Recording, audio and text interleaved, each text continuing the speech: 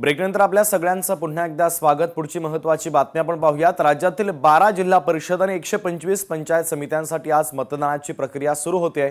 9 फेब्रुवारीला मतमोजणी पार पडणार आहे, तर निकाल लागणार आहे। तर 12 जिल्हा परिषदांमध्ये रायगड, रत्नागिरी, सिंधुदुर्ग, पुणे, सातारा, सांगली, कोल्हापूर, सोलापूर, छत्रपती संभाजीनगर, परभणी, धाराशिव, लातूर या जिल्ह्यांचा समावेश आहे। तर थोड्याच वेळात आता मतदानाच्या प्रक्रियेला सुरुवात होते। प्रशासन देखील सज्ज झालेलं आहे। तर थेट जाऊयात सांगलीमध्ये। संजय देसाई आमचे प्रतिनिधी जोडले जातात। संजय, सांगलीमध्ये या निवडणुकीत राजकीय समीकरणं नेमकी कशी असतील आणि आता थोड्याच वेळात मतदानाच्या प्रक्रियेला सुरुवात होते, कशा पद्धतीची तयारी प्रशासनाने आणि पोलिसांनी केलेली आहे?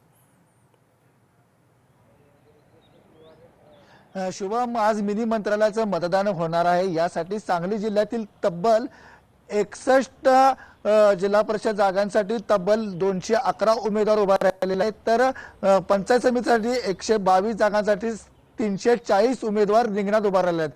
आज आपण आलेलो आहोत इस्लामपूर येथील साखरा या ठिकाणी जयंत पाटील थोड्याच वेळात इथे या ठिकाणी येऊन इथं मतदानाचा आपला हक्क बजावणार आहेत। प्रशासन सुद्धा सज्ज झालेला आहे। जिल्हा परिषद आणि 10 पंचायत समितीच्या निवडणुकीसाठी आज मतदान होत आहे। आज सकाळी 7:30 ते सायंकाळी 5:30 पर्यंत मतदान होणार आहे।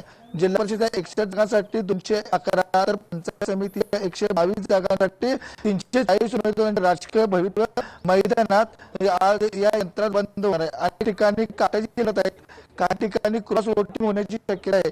अर्थपूर्ण घडामोडी व फोडाफोडला ऊत याची सुद्धा शक्यता आहे। भाजपसाठी ही वर्चस्वाची लढाई, तर काँग्रेस, दोन्ही राष्ट्रवादी आणि दोन्ही शिवसेनेसाठी ही अस्त्रोची लढाई मानली जाते। अनेक दिग्गज नेत्यांची प्रतिष्ठा या निवडणुका पणाला लागलेल्या आहे। तर आपण पाहिलं तर मिरज ग्रामीण भागामध्ये आमदार सुरेश खाडे आणि विशाल पाटील यांची प्रतिष्ठा पणाला लागलेली आहे। तर पलूस कडेगाव या ठिकाणी विश्वजित कदम आणि माजी आमदार पृथ्वीराज देशमुख यांची प्रतिष्ठा पणाला लागली आहे। तर जत या ठिकाणी भाजपचे आमदार गोपीचंद पडळकर, त्याचबरोबर बाकीचे जे काय सर्व पक्ष आहेत ते एकत्र झाले, त्या ठिकाणी त्यांची प्रतिष्ठा पणाला लागलेली आहे। आणि सर्वात महत्त्वाचं म्हणजे आपण पाहताय की ही जी काय निवडणूक होणार आहे, या निवडणुकीवरच यांचं मिनी मंत्रालयामध्ये कोणाचं वर्चस्व होणार आहे हे कळणार आहे। त्यामुळे आता थोड्याच वेळात मतदान प्रक्रिया सुरू होणार आहे आणि त्यानंतरच अगदी संजय, अत्यंत महत्त्वाचे अपडेट या बातमीच्या संदर्भातले पोहोचवलेले आहेत।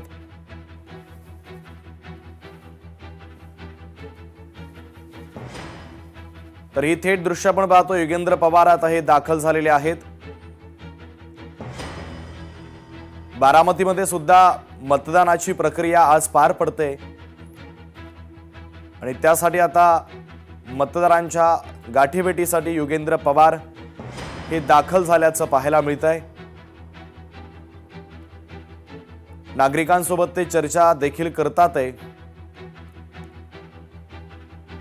बारामतीमध्ये सुद्धा जिल्हा परिषद आणि पंचायत समित्यांसाठी आज मतदानाची प्रक्रिया पार पडते।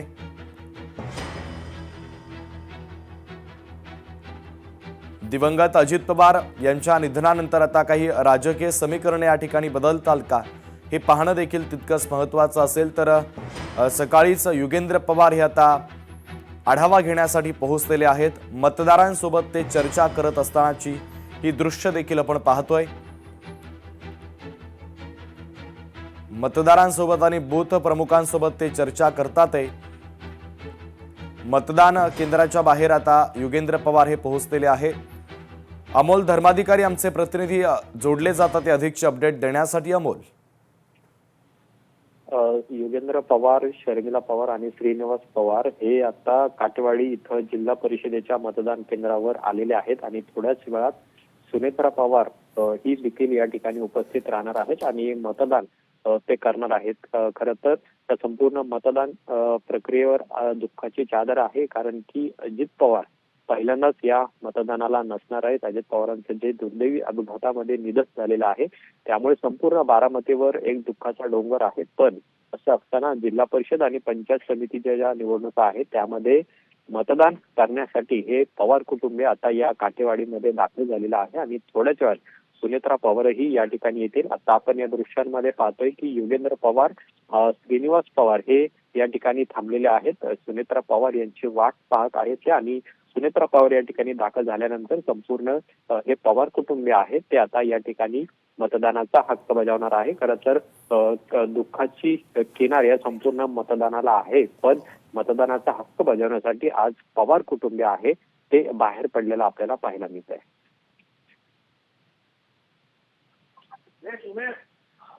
अत्यंत महत्त्वाचे अपडेट या बातमीच्या संदर्भातले पोहोचवलेले आहेत, तुर्तास धन्यवाद. तर थोड्याच वेळात मतदानाच्या प्रक्रियेला सुरुवात होते. थेट जाऊयात रायगडमध्ये आकांक्षा देशमुख आमच्या प्रतिनिधी जोडल्या जातात. आकांक्षा, तर काही तांत्रिक अडचणीमुळे त्यांच्याशी संपर्क होत नाहीये, मात्र 12 जिल्हा परिषद आणि 125 पंचायत समित्यांसाठी ही निवडणूक आता पार पडते आहे. आकांक्षा देशमुख आमच्या प्रतिनिधी जोडल्या जातात. आकांक्षा, पुढच्या काही मिनिटांमध्ये आता मतदानाच्या प्रक्रियेला सुरुवात होते. कशा पद्धतीनं तयारी प्रशासनाच्या वतीनं करण्यात आलेली आहे, पोलिसांचा बंदोबस्त कसा आहे आणि एकंदरीत तिथल्या स्थानिक राजकारणाची समीकरणं नेमकी कशी असतील? नक्कीच शुभम, पाहायला गेलं तर आज जिल्हा परिषद आणि पंचायत समितींच्या निवडणुका पाहायला मिळतात. रायगडचं भवितव्य देखील आजच ठरणार असतं, कारण आज मतदान प्रक्रिया ही 7:30 वाजल्यापासून सुरू होणार आहे. पाहायला गेलं तर रायगडमध्ये हे राजकारण नेहमीच जिल्हा परिषदेच्या आजूबाजूला म्हणजे भोवती फिरलेलं आपल्याला पाहायला मिळत आहे. ज्याची जिल्हा परिषद सत्ता त्यातच जिल्ह्यावर राजकीय वर्चस्व असं बोललं जातं, आणि खरी लढाई यामध्ये सुनील तटकरे आणि गोगावले यांच्यामध्ये होण्याची शक्यता आहे. पाहायला गेलं तर कर्जत, खालापूर, पनवेल, म्हसा किंवा पेण अशा अनेक विविध तालुके या रायगड जिल्हा परिषदेमध्ये येतात, आणि त्यासाठीच आज मतदान प्रक्रिया पार पडणार आहे. आपण सध्या मतदान केंद्राबाहेर आहोत. आपण पाहू शकता की जे मतदार आहेत ते मतदान करण्यासाठी या ठिकाणी उपस्थित पाहायला मिळतात.